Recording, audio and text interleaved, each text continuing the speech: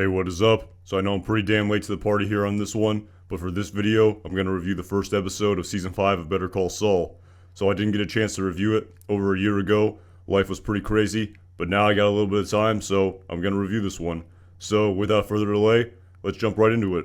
Okay, so getting right into this one, Season 5 of Better Call Saul, the first episode entitled Magic Man, picks up right where the cold opening of Season 4 left off, in Omaha, Nebraska, following Gene's release from the hospital, where we see Gene being quite flabbergasted and afraid following leaving the cab after thinking he was maybe suspected of his old identity, Saul Goodman, by the cab driver. So he returns back to his apartment, packs some luggage pretty frantically. It definitely should be noted that he takes a shoebox, which we've seen over the course of Better Call Saul. And in addition to this, inside the shoebox, we see some diamonds. So right off the bat, we definitely have a Chekhov's gun theory here, where we've seen both of these items, the shoebox, come into play over the course of Better Call Saul.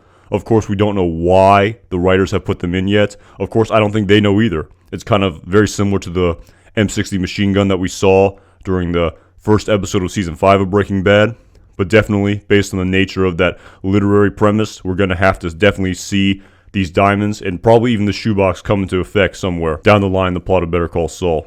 So basically what Saul does here is that he drives way out of state, afraid that, maybe the cab driver tipped off his identity to the police. So he's listening to the police scanner throughout the journey, just making sure there's nothing on the police blotter that they're looking for Saul Goodman, a wanted man from Omaha, Nebraska, whose old alias dates back to Albuquerque, New Mexico, and his time with Walter White. But anyway, long story long here. He takes a few days to try to see if that cab driver called the police or not. And basically, after just kind of waiting and listening and talking to the employees at the Cinnabon, asking if anyone was asking for him, at the end of the day, he basically comes to the conclusion that, this guy didn't call the police. And there's really no point in fretting on it and worrying about it. So he just has to go back to his old life and live again with this constant fear that we've seen him live throughout all of the cold opening scenes of Better Call Saul so far, of just this constant fear of his real identity being discovered. So yeah, following this, Gene goes back to his old life as the manager of Cinnabon, and we once again see him take a lunch break, which we've seen him do several times over the course of these cold opening scenes. But however, during his lunch break, the cab driver, who Gene met, aka Saul, aka Jimmy, inside the cab, who he thought recognized him, actually did.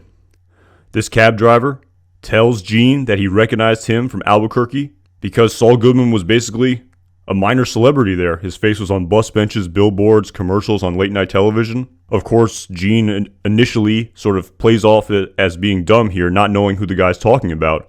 But at the end of the day, he gives in after the cab driver asks him to say his catchphrase. And again, I've talked about this in many of my other previous videos on the cold opening scenes, the black and white flash forwards, and while of course he doesn't want to be caught and go to jail, I think just this constant fear of being discovered, it just kind of weighs on Gene. Almost a relief maybe, or just kind of a giving in to the fact that, this was going to happen eventually. Someone from Albuquerque recognized him, and he's just going to have to give in to the fact that, yeah, this was me.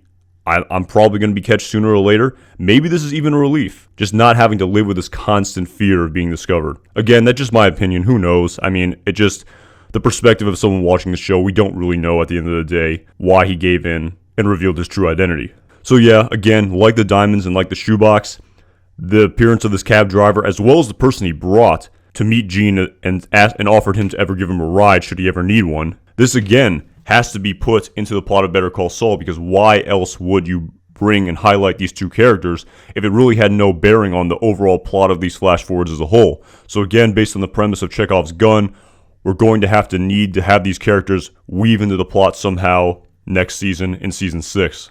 So yeah, following this, where Gene reveals his true identity, he then goes to a payphone very quickly and contacts Ed the Disappearer, who originally brought him to Omaha to begin his new life following trying to escape the police after his dealings with Walter White.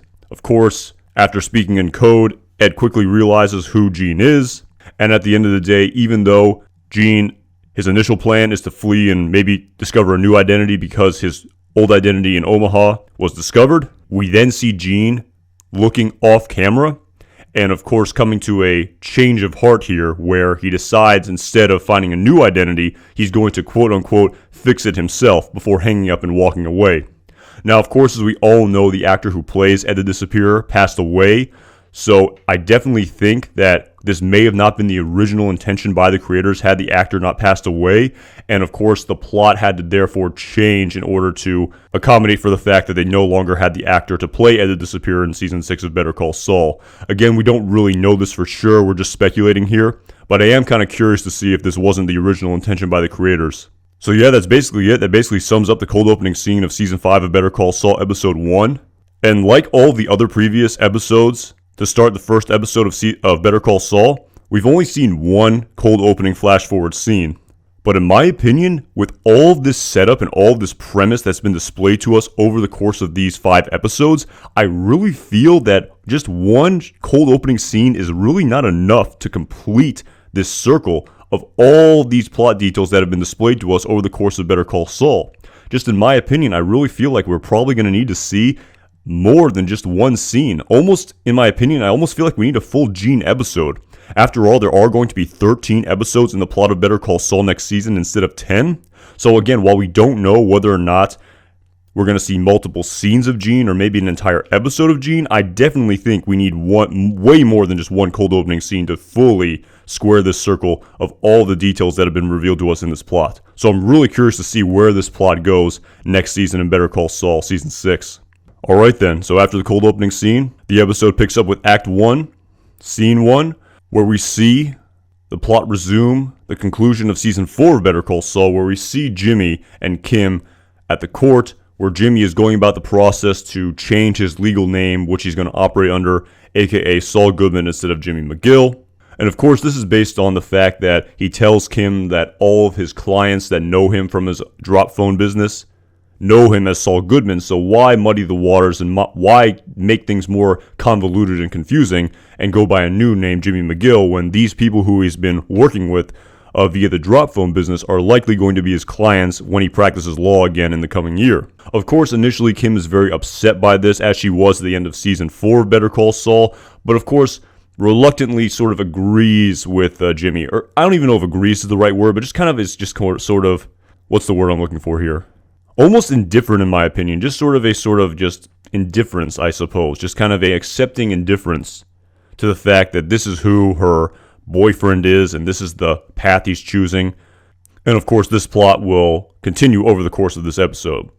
So following this, Scene 2 of Act 1, we then pan to Lalo at the El Michoacan restaurant, a staple in the plot of Better Call Saul over the course of the previous 4 seasons. And in this scene, we see him sort of contemplating over Werner Ziegler and Michael, these 2 mystery men who are somehow involved with Gus Fring. He then asks Lalo and Crazy 8, who are at the restaurant with him, if he's heard any rumors or any dealings on the street regarding their drug business.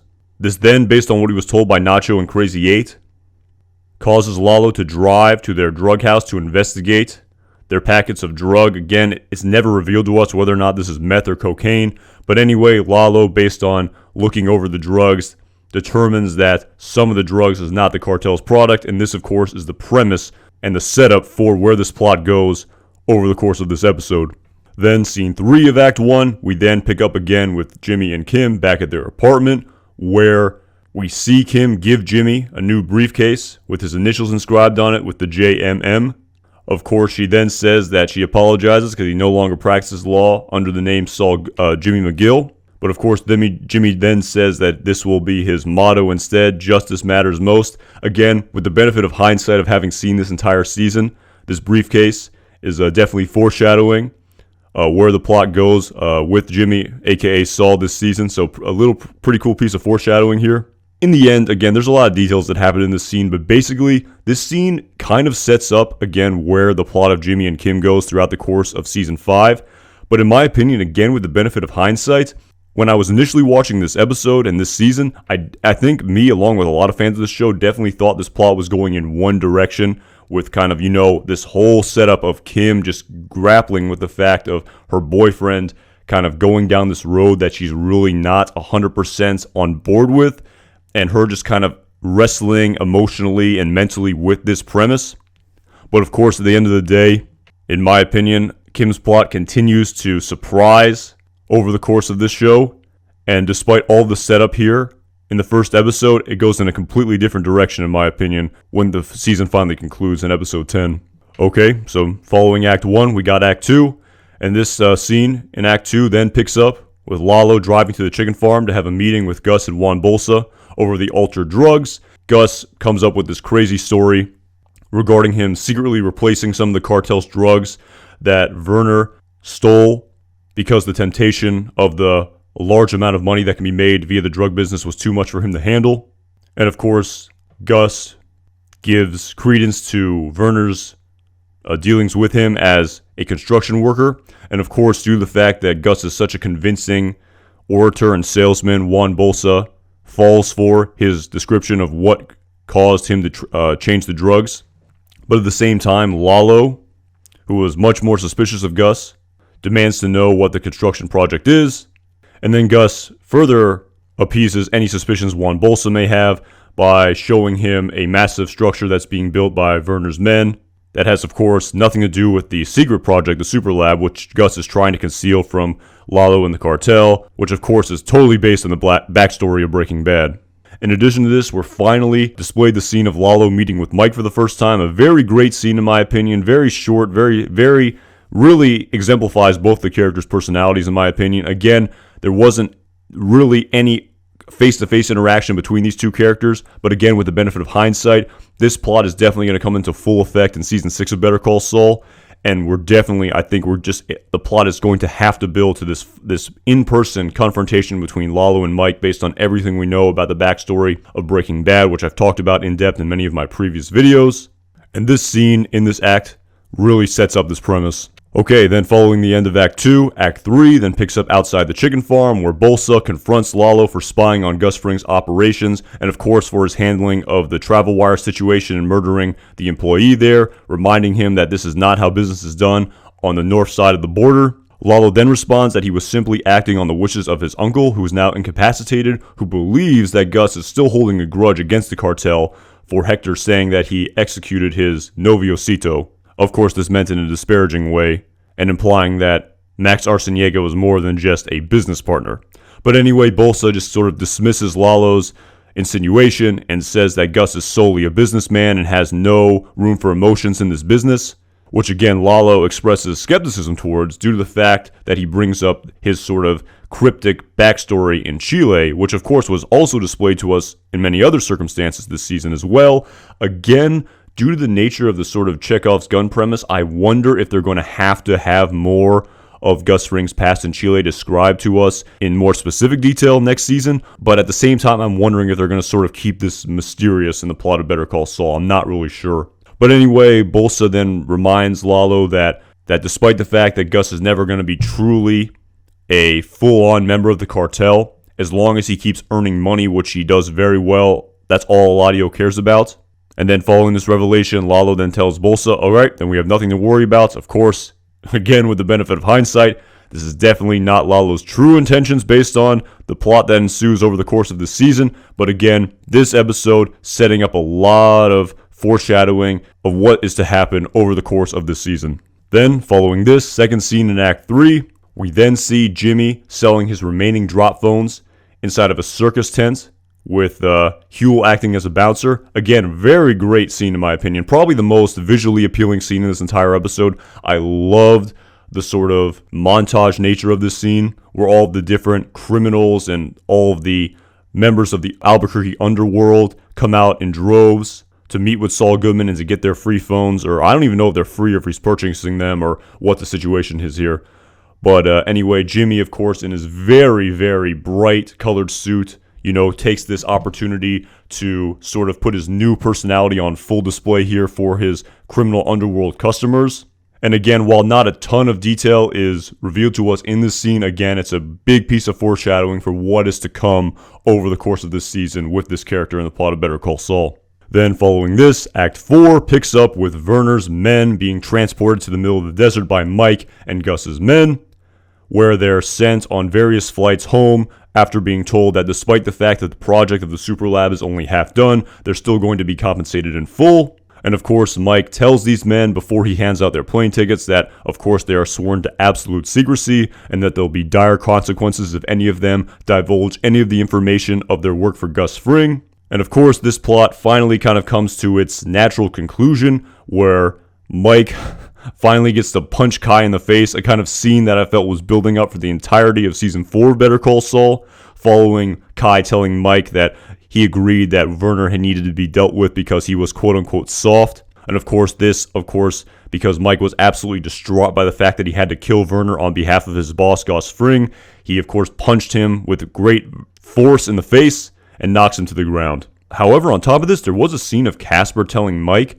the quote of "he was worth 50 of you," which we definitely could see had a great emotional impact on Mike, but I'm not really sure what "worth 50 of you" really translates to. I don't know if this is a sort of German expression or what this really meant, but again, whatever he said, it definitely had a great impact on Mike, and of course, unlike Kai, Casper had a much more sort of natural emotional reaction to the death of their boss. Then following the scene where all of the workers go back to Germany, we then see Gus explain to Mike that as long as Lalo is kind of onto them, and here on the north side of the border, that the construction on the very secret super lab project cannot continue. Then following Mike's inquiry of what happened to Werner's wife, Gus tells him that she had been told that he was killed in a construction accident and was compensated for it, of course. And then following this, Mike wondering what comes next in their relationship, Gus states to him that while he's not going to be doing any work on the super lab anymore, that he can, continue to be paid on a retainer for Gus Fring. But of course, Mike, who was just emotionally completely traumatized by this whole event, basically tells Gus to keep his retainer, and implying that he no longer wants to work for him and that he quits. This scene in the plot of Better Call Saul really sets up the plot of Mike over the course of this season with the benefit of hindsight. So again, this episode really foreshadowing where the plot of Mike goes over the course of especially the first half of the season and beyond. Okay, so following the conclusion of Act 4, the final act of this episode, Act 5, picks up with Jimmy's friend D.A. Oakley walking through the courthouse when he's then ambushed by the film students that Saul has hired many times over the course of Better Call Saul, where they confront him with a fake court case, which of course he knows nothing about.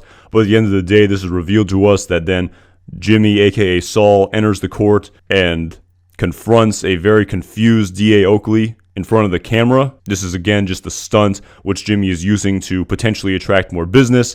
Again, this appears to be a natural display of the sort of changing personality of Jimmy into Saul, of course with his commercials and his actions becoming more over the top and more like the character we knew in the plot of Breaking Bad.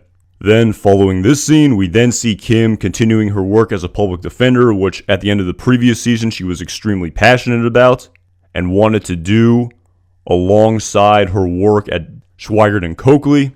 So in this scene, we see Kim trying to convince a very stubborn public defender client of hers take a plea deal for a case which he's dead to rights guilty on. But of course, he thinks somehow that by going to court, he could beat the rap completely and not have to go to jail at all. So that being said, of course, what this scene sets us up with is that upon Saul meeting with Kim, and her telling him that her very stubborn client won't take this plea deal, Saul, aka Jimmy, I keep confusing those names because he kind of goes by both in this episode, he then proposes to Kim a sort of, Saul Goodman-esque scheme to make her client take the deal by posing as the prosecutor, and then having Kim go back to her client and telling him that he really needs to take the plea deal because if he doesn't, they have all this information which is going to cause him to go to jail for a really long time. He's dead to rights. But of course, Kim is very unnerved by this premise and really is not mentally and emotionally okay with scamming her client at this point in time, and sort of tells Jimmy to leave and that she doesn't want to go through with this. However, after Jimmy leaves and she returns to her client, she immediately appears to have a complete 180 change of heart, where she then goes along with Jimmy's ruse to scam her clients. And of course, this scene really sets up and really fully displays to us the sort of entire premise of Saul Goodman, that the ends always justify the means, and it's okay to sort of bend the rules of morality and to sort of do illicit and illegal things as long as, in his opinion, it ends up justifying the means of these illicit activities and causing good for the people he's trying to benefit. So at the end, despite Kim's initial reaction of her not wanting to go along with this ruse, she goes along with the plan that Jimmy devised, and of course, she causes her client to become sort of afraid and end up taking the plea deal. So following this, after the client taking the plea deal, we then see Kim to go into the stairwell and sort of compose herself and sort of, again, go through this constant emotional sort of tug of war, just kind of really, truly trying to grasp all of these illicit things she's doing that over the course of the previous season she wasn't okay with.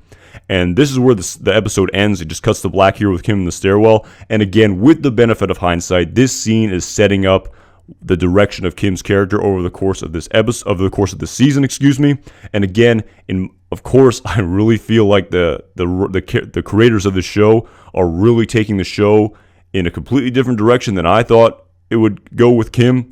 And of course, at the end of the day, this scene at the end of episode 1 of Better Call Saul is a complete foreshadow of the complete 180 with the benefit of hindsight of where Kim is at the end of season 5 and how she views scamming a person compared to how she did in the very first episode of the season. So yeah, that's basically how the episode ends. That's basically the end of the first episode of Better Call Saul. All in all, a great episode. I mean, if you love this show, you're going to love this episode. Again, more of the same, more of just the unbelievable story writing, the unbelievable plot development, the unbelievable filming. Again, an amazing episode. Definitely set up the plot of this season as a whole. Really great. I really enjoyed it. It's a shame I didn't get to review it a year ago, but I'm glad I finally got to do it now. Anyway, that's all I really got. Thank you so much for watching this video. I really appreciate it. My name is Anton Jackson. Thank you again for watching.